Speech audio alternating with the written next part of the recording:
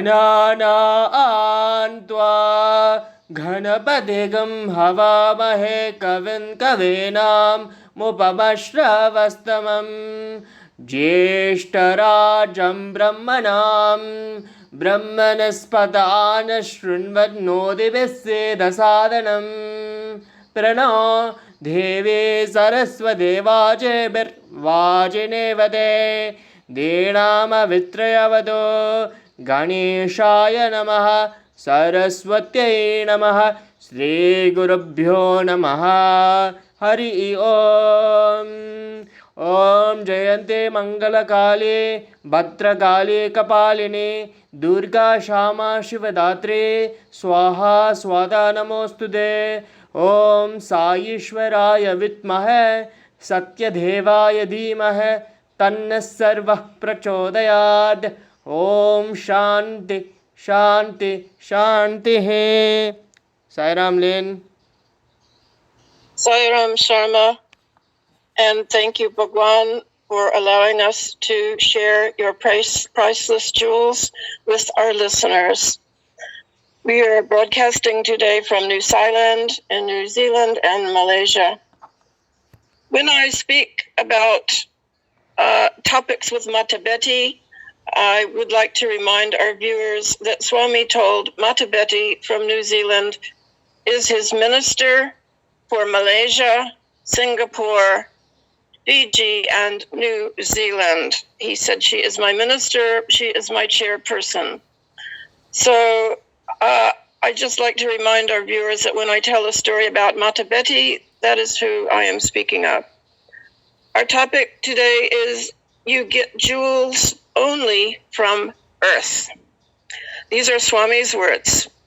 And any reference to Swami's teachings in this talk are available in the Dasara Discourses of 98. Now, Swami, we all know in private interview, sometimes materializes the most beautiful jewels. And in one interview in which Mata Betty was present, Swami began rolling his fingers together on his right hand, rolling his thumb up against the forefinger, index finger, and his middle finger. He's rubbing, and suddenly gold wires appeared, gold wire, and he rolled it and made two pierced earring rings, two gold rings, and they were sharp on the end, and then he pierced a lady's ears with those, not Mata Betty's ears, another lady who was in the interview, Indian lady. Then he began to move his hand in the classic gesture of creation and created a magnificent pair of ruby and sapphire earrings with diamonds and a drop pearl on the bottom of each earring. And Swami was holding them up for Mata Betty and the others to see. Swami said, very, very valuable, very expensive. And Mata Betty said, yes, Swami, but your spiritual gems are priceless. Now, I'm going to give you a quote from Swami's Dasara Discourse. God is like gold, the possession of which will enable you to make any jewel you want. Please remember this, God is like gold, and if you possess the God within you and realize it, you will be able to make any jewel you want. Now, I think Swami's definition of jewel goes far beyond the actual gemstones that most people envision when we say the word jewel. Now, Swami has said the body, our physical bodies, can be compared to an iron chest, like a treasure chest. Just as precious jewels are kept in the iron chest, so also is God present in the human body. So the human body has to be maintained and made proper use of for the sake of the precious jewels within. You only get jewels from the earth, Swami said. You get jewels only from earth. You have to dig for them. You're not going to usually find them lying around, on the top of the ground. You have got to mine for them. You have to dig deep. And he says, similarly, you have to search for the jewel of Atma in the body itself. The body is made of clay. The body is the temple of God.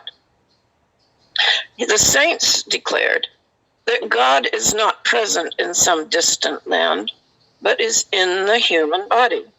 The saints, the rishis, and the sages in ancient times declared that God is Chinmaya, full of awareness in the body. And the body is Ringmaya, meaning made of clay.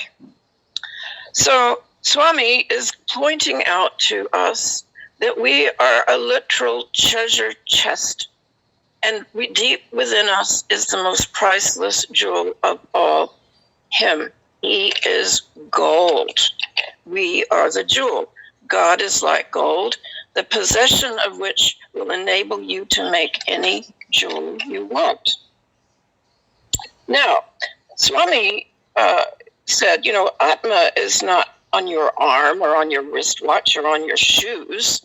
Atma is within. Where is within? Is it all around us? Swami was clear with me in a private interview. He kept pointing to the center of his chest, saying, consciousness is God, find God here. He kept pointing repeatedly at his chest, just to the right of his physical heart, about if you measure from your middle of your throat, using your index finger, going down to the knuckle, that is about where he was pointing. That is the location of the jewel within you, and he is the gold. Now, on the topic of jewels, I would like to share with you that my dad, who is now 101 years old, is a very, very fine jeweler and goldsmith. And I apprenticed under him, learning the art of jewelry when I was a teenager. And my dad was studying for his accreditation with the American Gem Society, where you learn to identify stones, jewels, and you can assess their worth. It's called appraising. And one morning, I was about 16 years old at the time, and my dad had all of his textbooks. He was studying them. He had a daytime job as a jeweler and a watchmaker, but he wanted this higher accreditation with the Gem Society. Suddenly, my dad looked up. He had been studying jewels under a microscope.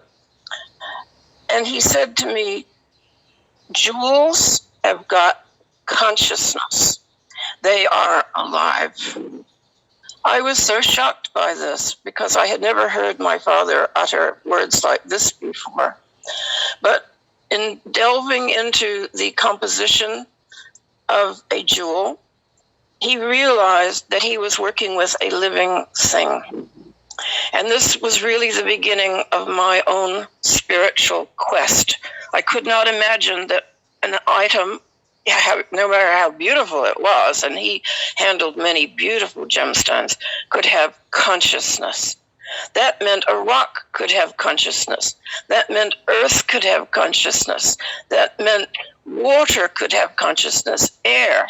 And I was completely confused, but I made it my business to begin finding some answers. Now, Swami sometimes will materialize a diamond, a big one. And when he puts it on a devotee's finger, he may say, "Die, mind." He's making a play on the words mind, M-I-N-D, and the words diamond, die, mind. Think of that.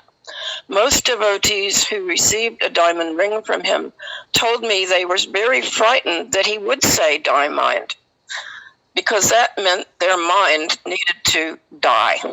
Not physically die, but he was talking more about the lower mind, not the higher intellect, but the lower mind, which is the source of all negative thoughts. And he also pointed out that die mind means you have to shed all of your preconceptions of who you think you are. You are not this body, you are not this mind, you are not who you think you are not your job, you are not your position. even if you were some, head of some organization, that is not who you are. And sometimes when he made the big diamond or any magnificent jewel, he would put it on the lucky recipient and he would pat them and say, with love. Only God could give you a priceless jewel and pat your hand and say, with love. The Vedas proclaim this truth, that we are the jewel. And a good friend of mine said to me once, Lynn, one day Swami may use you as his doormat. Another day he may use you as his sword. Another day he may use you as his broom, his pen, his shield, his shoe. But if he chooses to use you as a jewel in his golden crown, let it not go to your head. Let you not swell with ego. Let you bow your head and simply say, Sai Ram, Sai Ram, Sai Ram. I hope you have enjoyed this little jewel-encrusted talk. And Sharma and I look forward to sharing more of Swami's wisdom with you in our next broadcast. Om Sai Ram. Om Sri Sai Ram. Om Sri Sai Adi Shaktaya Namaha. Om Sri Sai Adi Shaktaya Namaha. Om Sri Sai Adi Shaktaya Namaha. Om Shanti Shanti Shanti.